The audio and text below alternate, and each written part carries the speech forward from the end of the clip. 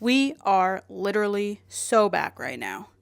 We're so back right now. Let's do this. Let's do this. Book Yaps with Ash. Hello and welcome back to Book Yaps with Ash, or welcome for the first time. Again, if you're starting with this video, I'm not sure why, but you do you. There are other ones in this series you could watch first, and I don't know if it would make more sense at this point, because they're not good reading vlogs. They're just hopefully entertaining reading vlogs. Anyways, we're back. We're reading Dungeon Crawler Carl, Book 6, Eye of the Bedlam Bride, whatever the hell that means. And look at this fatty, fat. Alright, listen, folks. I started this book over the weekend. Today's Monday. I started over the weekend. I am doing audiobook right now. Despite me holding this physical book that Beth has re-loaned me because she gave it to me. I didn't read it in time. She wanted to read it again, then gave it back to me. I started on the audiobook. I might go back and forth. I might do some immersive reading. But anyways, I'm holding this mostly for you. But I am 6%, 7%, not that far into it, which I guess is kind of far because it's huge. But started it over the weekend, and I'm excited. I have some things to tell you. I made notes. If you remember, and actually, this book, for the first time, had a recap part in the prologue. It was actually kind of fun because it was like Donut writing to the fan club, the Princess Posse, recapping what happened in the last book and a little bit of other things. And I appreciated that because I was actually going to look for a YouTube video, and then I forgot. And then I started the book, and it was like, here's what we missed on Glee, basically. And I was like, oh yeah, I wanted to look at that. One thing in the recap that really stuck out to me that I want to tell you about is that Donut mentions the Ring of Divine Suffering, though she doesn't call it that name. We know that's what she's talking about.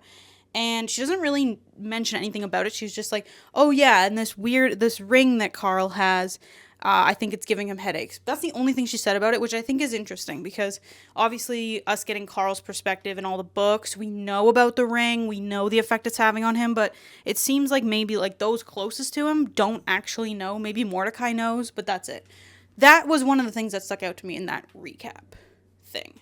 Also in the prologue, we finally get the story of why Mordecai hates Odette. That's been a thing since like book 1, I'm pretty sure, is we've just never really known.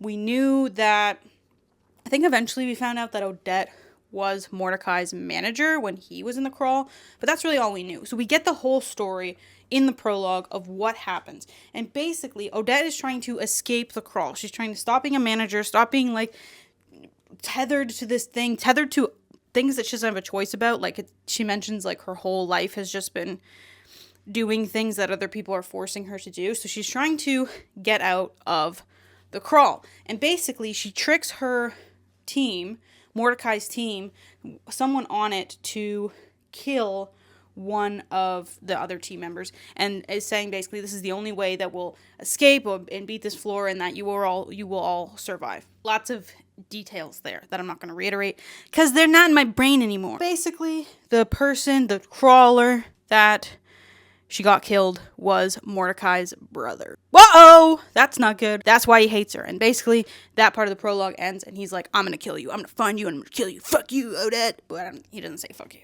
Then we get into the real story. We get into Carl's perspective again.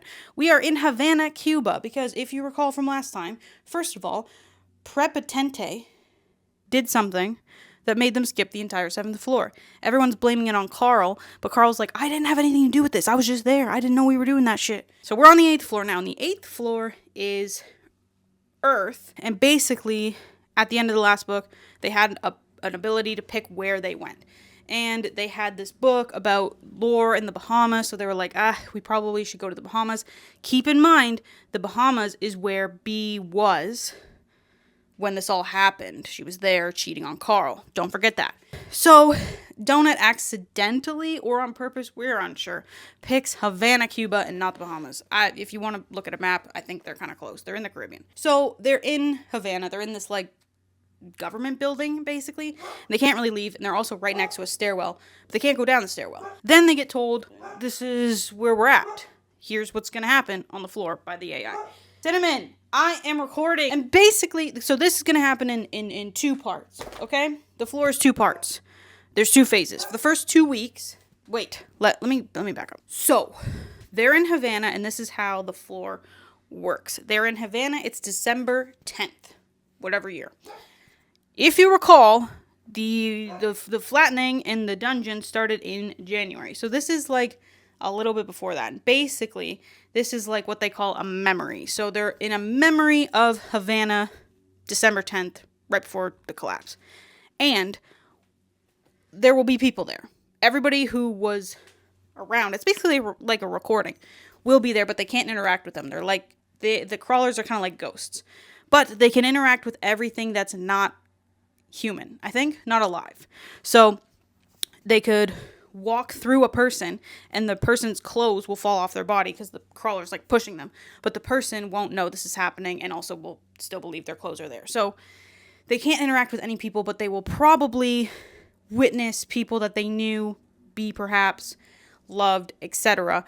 Carl describes it as a fucked up Christmas Carol. Now, I'm still a little fuzzy on how Phase 1 and Phase 2 works, but here's what I think is going to happen. Phase 1, they have to form a team, I think, of like 6 or 7 other crawlers. They have to find other crawlers who are in this part of the world with them. And mind you, the rest of the crawlers are all over. There's like 200 and something other destinations that they could have chosen. So they have to find crawlers and form a team, I think. So that's part 1. For 2 weeks, they do that. There are also folklore monsters, creatures, whatever, that will exist in this part of the world. So, for example, if they went to Ireland, there would be leprechauns. Part 2 is I think they have to like collect and kill the monsters, the folklore creatures. 7 of them, 6 of them, by getting their health below 5% and sticking their team flag into the monster. And that's the floor. And once they do that, the stairwell will open, I'm pretty sure. That's where I'm at so far. They've gotten boxes and achievements from what happened at the Butcher's Masquerade. Donut has picked a new class. What the fuck did she pick? Psychic. She also got a spell called Why You Hitting Yourself. The AI is like crashing out, okay? So it's like, in the earlier books, it would be like, new achievement. And then it would tell you the achievement. But now it's like, new achievement! So I think that the AI is not doing well. And that's where we're at so far. I've said that's where we're at like a bunch of times. This video is 10 minutes. Welcome to the vlog. Bye. Okay, so we've hit a new record for earliest I've lied to you in one of these videos. Because it turns out I lied right at the beginning. I said something earlier, the other day when I recorded this, about their squad and how they need to collect, I think I said crawlers. They need to get crawlers to join their squad. Wrong. Where are you going? Wrong about that. Okay, so they're not collecting crawlers. And how do I know this? Because they ran into another group of crawlers and they're not going to be in their squad. Also, how do I know this? Because it's different. Oh my god, can I just explain it? So, the squad is not made up of other crawlers like a party is. The squad comes from them fighting monsters that are unique to this area. Those monsters, they have to get their health below 5%, and then they stick the flag in them. Boo! Stick the flag. That then becomes a squad member, okay? They also have to, like, train these monsters to listen to them. And then it becomes kind of like Pokemon, but also not like Pokemon. So they fight these monsters, and then during these battles, they get cards from them. They collect these cards that are essentially like I've never played Pokemon, but they're like similar to Pokemon cards where like I'm pretty sure, I don't know 100%, but I'm pretty sure they take these cards and then they use their monsters and they like use the cards in the battle with the monsters, and then it would say like, okay, you do Wapow, and then the monster does Wapow, and then like it'd be like, okay, and now you do Kick, and the monster does Kick. I think that's how it works. I am 11% into this book now, which is not a small chunk. I'm 4 hours in. Also, another thing, the other monsters that they're fighting during these training battles, they kind of thought like, oh, it's all going to be mythical creatures unique to the folklore of this place that we're in. But that also expands out to like fictional characters as well, fictional creatures. So one group of crawlers in their training room fought the Pillsbury Doughboy. That's funny. Matt Dinniman can do whatever he wants with these books, and that's why I love him. You never know what's going to happen. It's so funny. Oh, something I forgot to tell you that I wanted to tell you. That really has nothing to do with anything else I was just talking about. But when they were in the training room Donut thought that one of the monsters that they had to fight was a Teletubby. And Carl was like, how do you even know what a Teletubby is? And Donut said B used to watch the Teletubbies and cry. I'm not sure if that, like, is gonna come up again, or if that was just a one-off really weird thing to say. But if it comes up again, I will be sure to let you know. That's crazy. What the fuck is up with B? More things have happened in the book, okay? Let me tell you about it. So, I think I didn't mention that Carl and Donut have made some crawler friends. Maybe I mentioned that. I don't recall if I mentioned that or not. But there was like 3 other crawlers who chose Havana for their location. And 2 of them were like cousins, and one of them was a nun who also chose to be a type of cat class. Race, not class. She's like a Havana brown cat, which is kind of a coincidence because they're in Havana. Donut didn't like her. Donut immediately was like, nope, something is not right with her. That's a bad breed, blah, blah, blah, don't like her. And why am I telling you that? It's important. So they team up to start building their, like, squads and collecting cards and whatever, exploring the area of Havana. And then eventually they run into this boss battle, I think in a graveyard with, like, undead. Essentially, it's this very confusing boss battle of, like, a bunch of god shrines.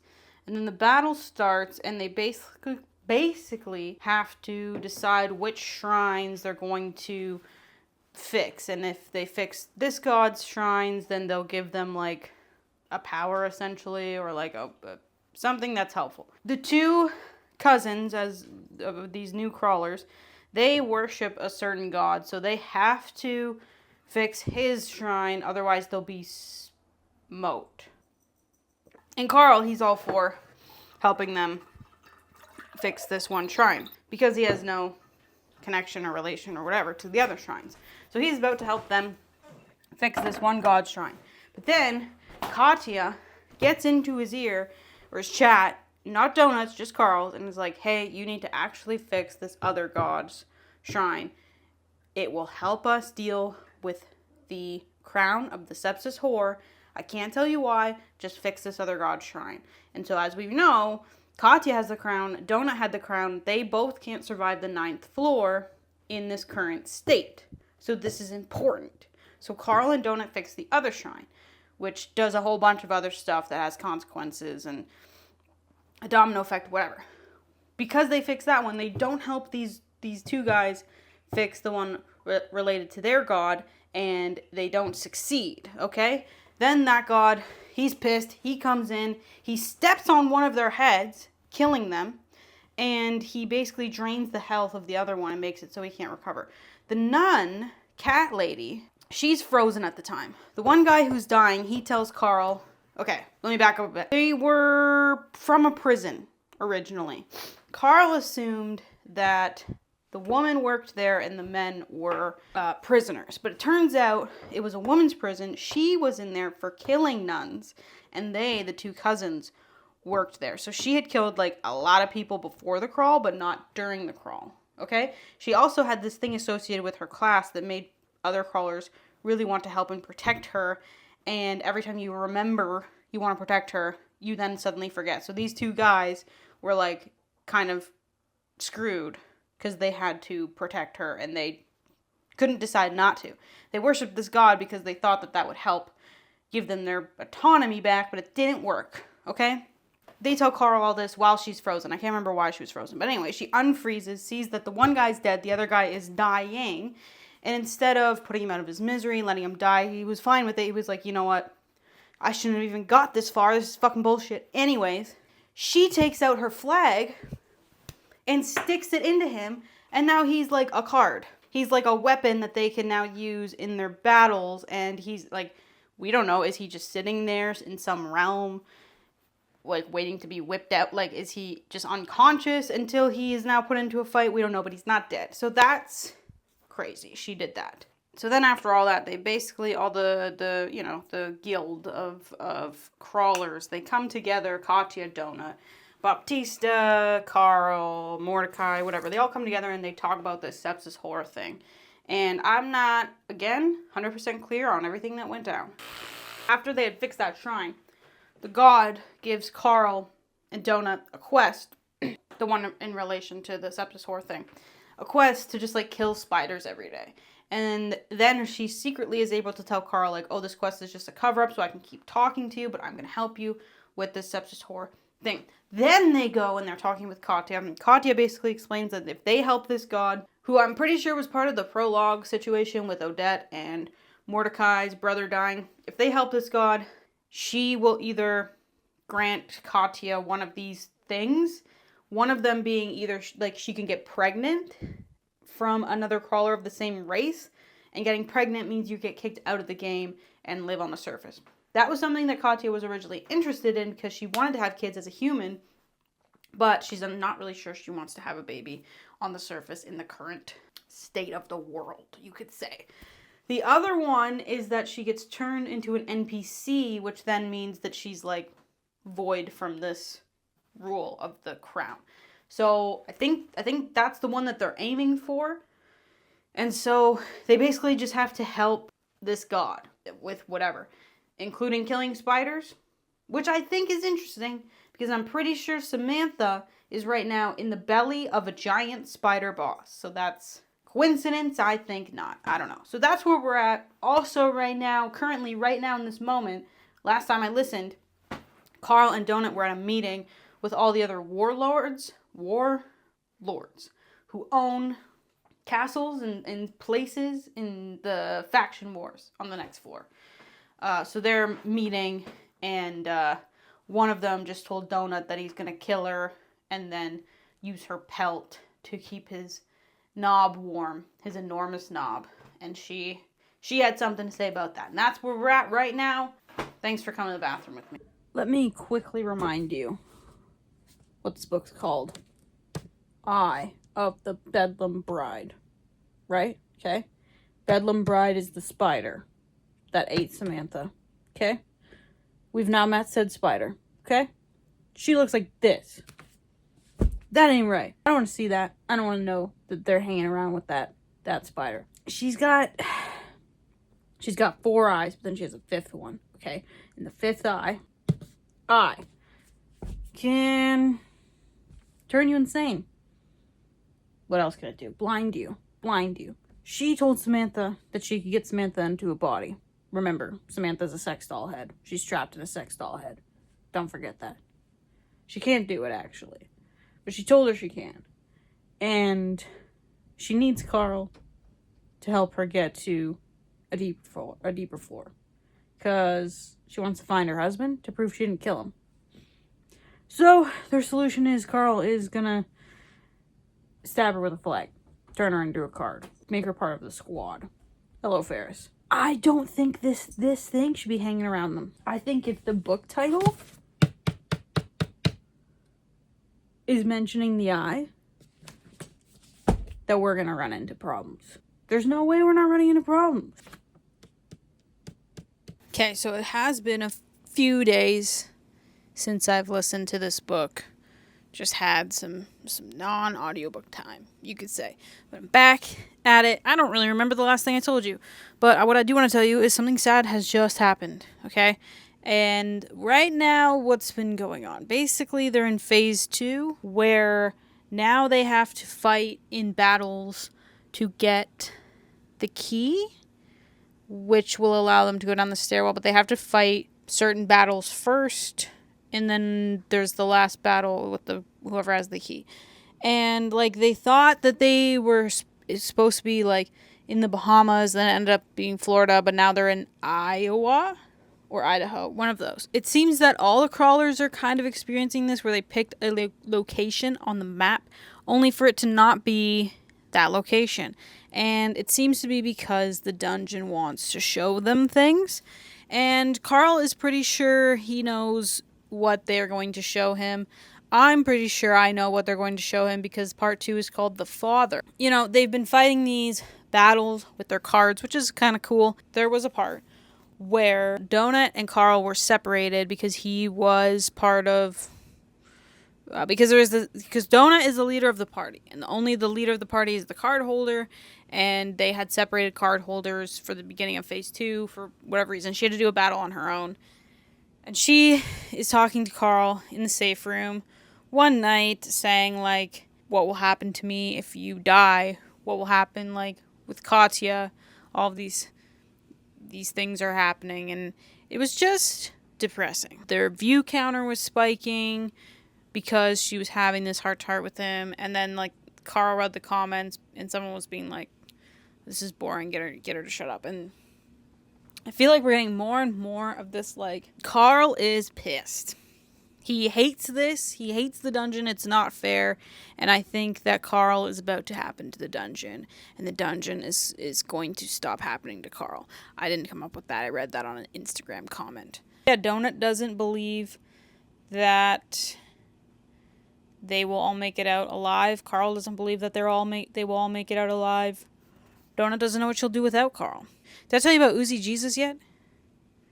This is him. He's got guns.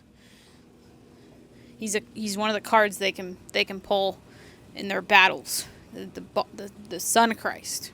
Let me set the scene for what I just listened to. They're doing another one of them battle fights with the cards, right? And they end up at this like farm because they're in Iowa or Idaho, and they walk into this barn, and there's just 1,000 turkeys staring at them, like 1,000. I can't even comprehend how many turkeys 1,000 turkeys is, but there's 1,000 turkeys staring at them, and then they gotta fight the turkeys, and Mongo eats them. Okay, we've gotten to a pretty fucked up bit, guys. Pretty messed up situation. So remember how I was like, I'm pretty sure the dad's gonna be involved. I was right. They have to make their way up this hill, this mountain, this whatever. They gotta stroll up the hill. And Carl knows what's coming. Carl knows that the game is about to show him his dad. He doesn't understand the context, but he's pretty sure. Now, remember when I said that they landed in Cuba in December, right? Shortly before the collapse. I love that this is on an angle, by the way, and it's going to stay that way. You won't believe what I'm using to hold my phone up right now to record this. You'll never guess. One sec. Look at that. That is tripod central. Yup. Perfect. I feel like it wasn't on that big of an angle originally. What was I talking about? Oh yeah, they pull up, they get to where they have to do this battle, and it's this trailer, and it's definitely not December in Iowa. Carl notices some things about this trailer. He's got a feeling that he knows what's inside. Oh, right before this too, Donut was like, oh shit!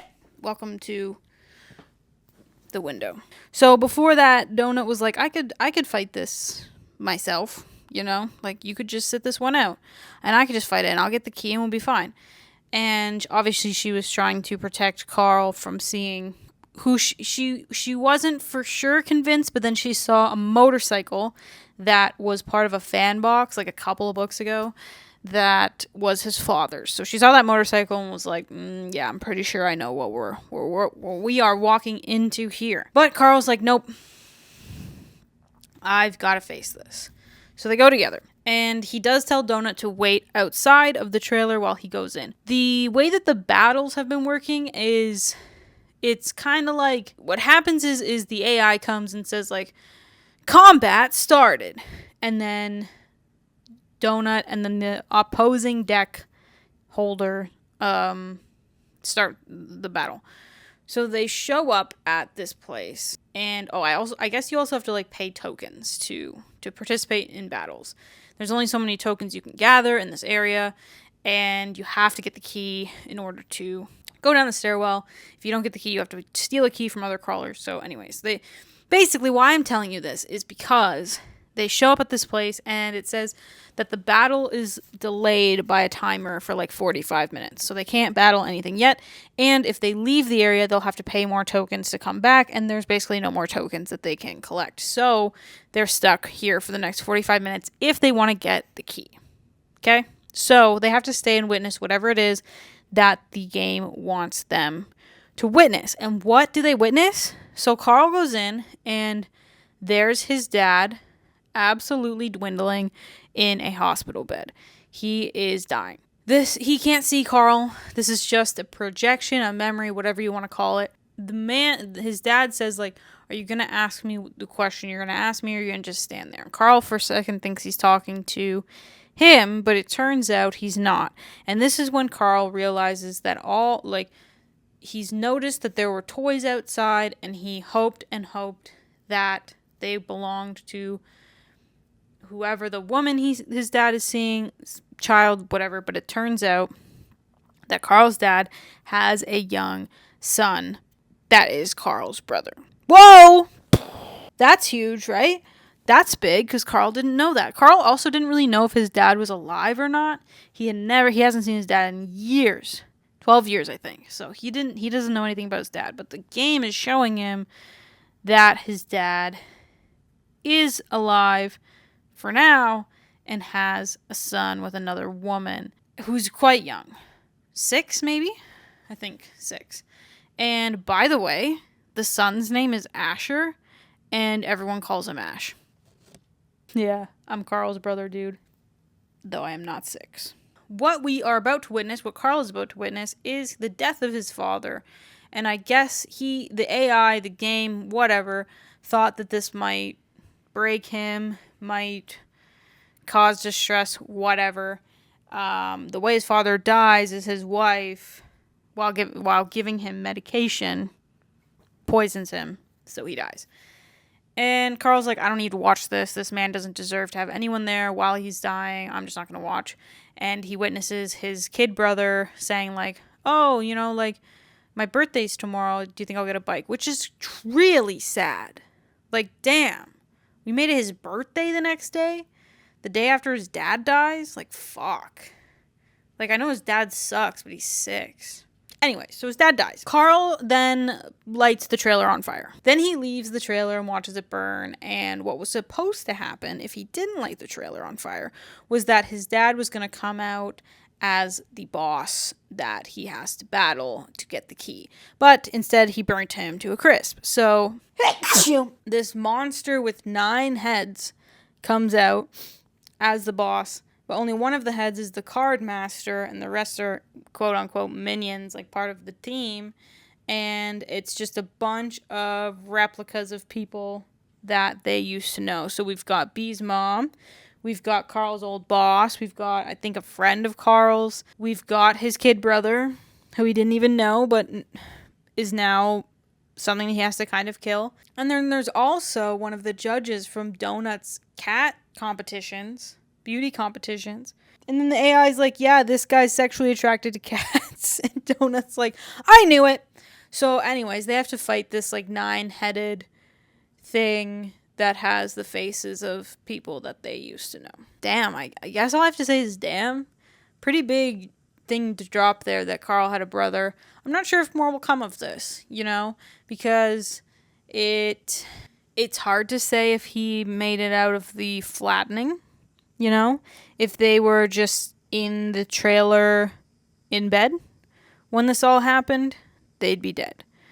If they made it out, they could be in the dungeon. They could have just been on the surface. We don't know. We don't know, because all this is just a memory anyways. So we don't know. Pretty cool that, like, I'm Carl's brother. Yeah, don't you wish that was you?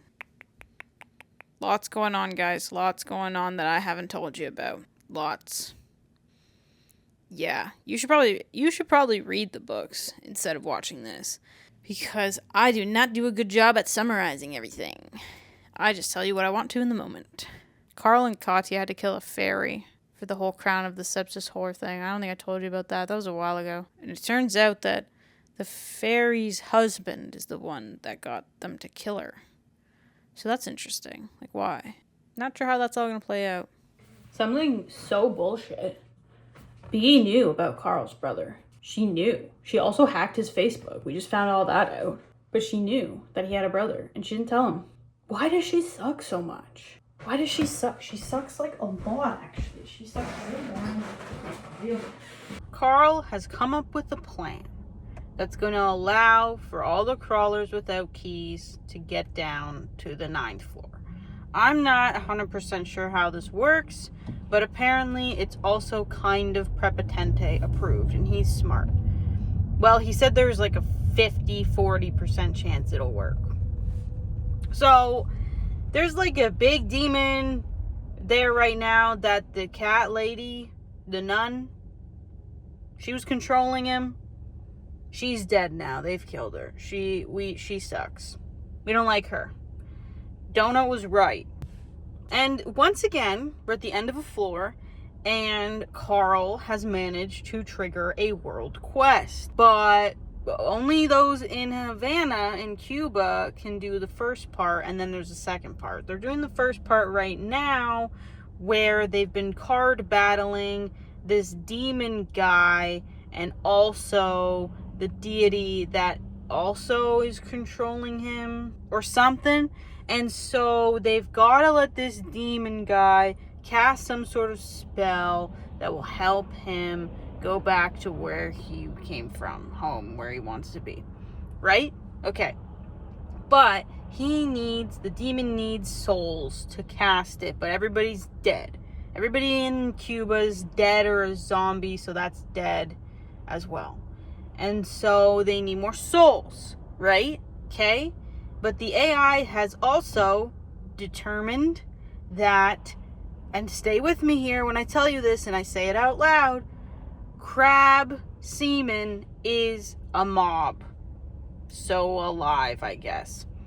And so what has happened now, what's about to be happening in this moment that I was just listening to right now in this car, is that they've taken the crab totem, one of the guys they got early on, and Carl's like, bro, you've got to save your kind.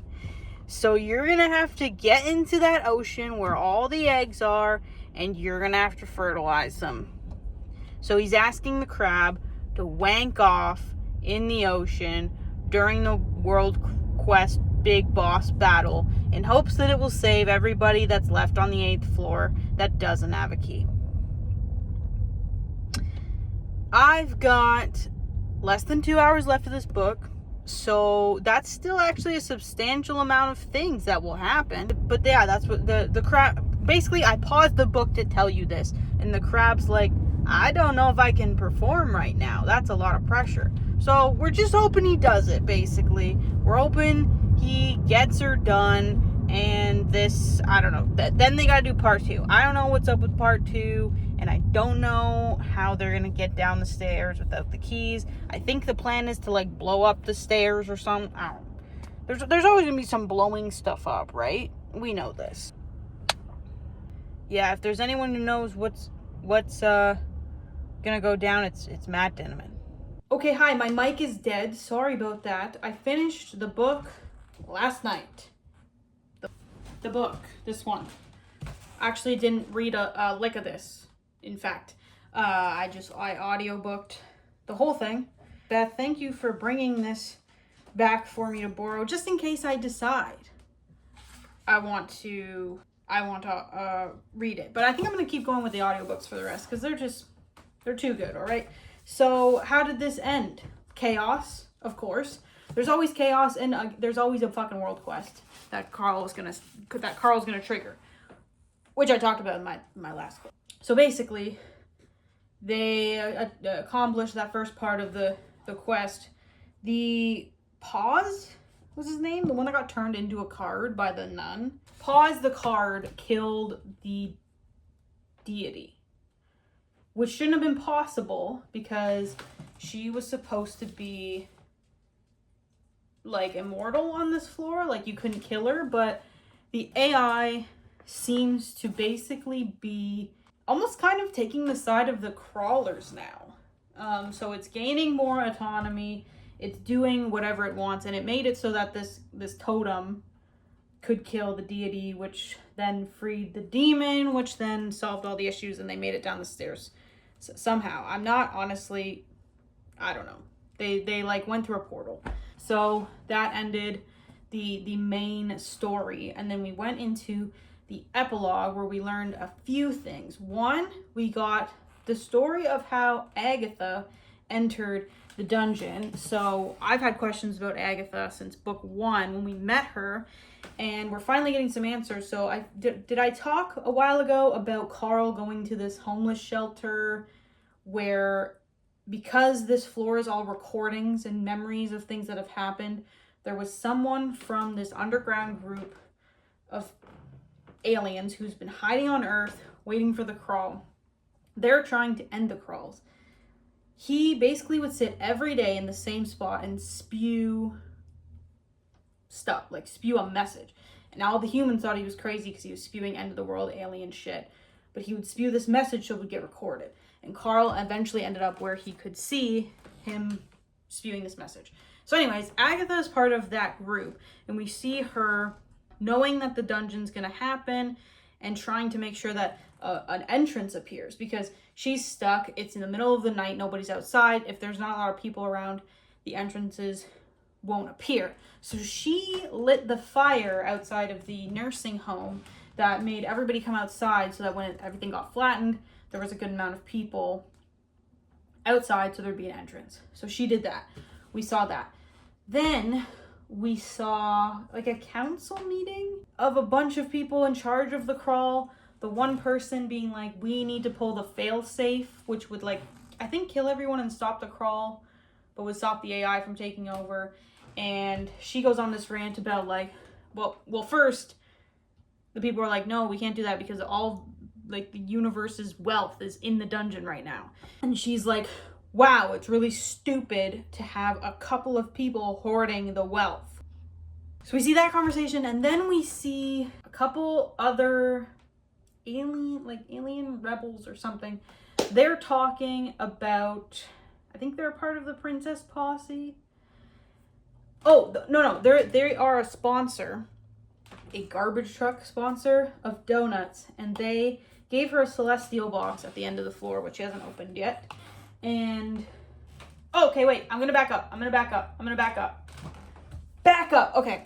Before the actual story ended, Carl and Donut, because they're warlords for the faction wars on floor 9, they get 3 emergency, like, reviews of rules. So they can submit rules that none of the other warlords can vote on, but the AI can decide if it happens. And they basically submit a rule that all of the other requests that have been made now can be voted on by the viewers instead of voted on by the warlords, because they're like not involved. They don't want to vote on anything anymore. And the AI is like, yeah, let's let all the audience vote on stuff. And basically it was like Carl and Donut asked nicely. So the AI was like, sure. So then the audience starts voting on things, and they voted yes on a lot of things that will help Carl and Donut, including one, that the NPCs get to be their own team, and 2, that all protections for all the assholes coming into the faction wars are lifted. So in a normal scenario, they're all battling it out, but none of them actually die on this floor, while the crawlers are also there, I guess. In this new scenario, 1, Carl and Donut have a team that is part of it. 2, they can kill all these people. And they're already stuck, like they can't back out. So Carl's like, fuck you, bloodbath is coming your way. So that's huge, because there's gonna be a lot of powerful people that they can just absolutely murder. So anyways, back to what I was saying with garbage truck people, right? Okay, so they, I guess through the voting system or something, I don't know, they are now on their way to Earth to go into the dungeon with like thousands of hidden other alien people from the universe who are now going to be part of the Princess Posse team and fight in the faction wars with Carl and Donut. So that's exciting. They're going to have a big team. So that's how the book ended. I had a great time with this book as well. I still think 4 is my favorite though. You can't get over the bubble thing. The bubble thing is very cool and I like the bubble. Oh, no, I have to tell you another thing that's important because it's the title of the book, right? Okay. During this boss battle at the end, Donut played 2 totems. It was like, there was alternative Carl or whatever it's called, which is a different version of Carl, but cooler, I guess, but also an asshole. And then there's She Maria, the gross spider thing. And she played both at the same time. And then I think She Maria just like killed other Carl or something like that. And then she like merged with a real Carl. So they became like one, and then she was in his head also controlling him. And he like stabbed one of the crawlers that's his friend, his eye out. He hurt Katya, he hurt Mongo. He knew he was doing it, but he couldn't control himself. And she basically like latched onto him. So Donut ripped her card up, was like, she's done, but now Carl has a tattoo on his chest of the eye of the Bedlam Bride on his chest, and she's like basically with him, and she's forcing him to help her, I think, find her husband. I don't know, but she's still there, and something evil is probably gonna happen. I'm gonna keep going, guys. I'm gonna keep going. I've already started listening to book 7. I want to know what happens. I want to get to the end of book 8, and then I will wait for book 9 whenever that comes out. But I'm going to keep going. So that's the end of this vlog. Look out for the next vlog where we'll pick right back up where we left off. So thanks for watching this bad book report, Book Yaps with Ash. Say hi to Ferris and have a good day.